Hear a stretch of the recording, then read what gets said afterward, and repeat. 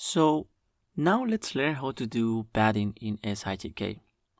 Padding consists on expanding the images in a certain dimension and fill the extra pixels with a constant value. For learning purposes, we use the value of the brighter pixel, but it could be any constant. So we get the rate of the image, we get the max value, and we cast it into integer. So the value is 941.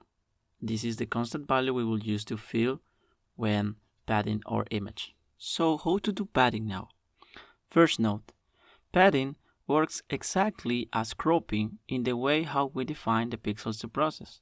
So if you learned how to do cropping, padding will be very easy for you. So to do padding with SITK, we use the function SITK.constantPad. We pass the image, the lower and upper boundary vectors, and the constant value. Let's start by padding 10 units from left to right. This is the lower boundary vector. In the first axis, we want to pad 10 units.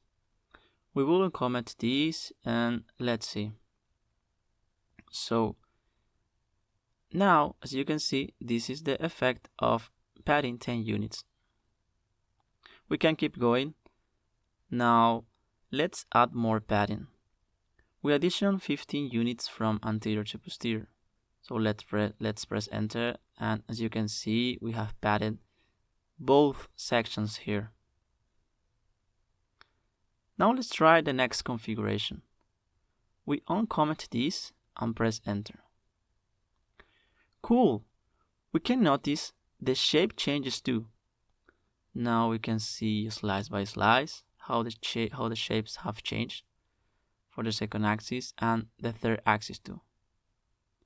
Now let's try a different constant value. Let's say, for example, we want to use the mean. We press enter and we press enter here, and let's see the result. Now the padding has used the darkest value to fill the image. Let's use another color map to see in details. We execute, and this is how it looks like. As you can see, it shows a constant value in the region that is padded.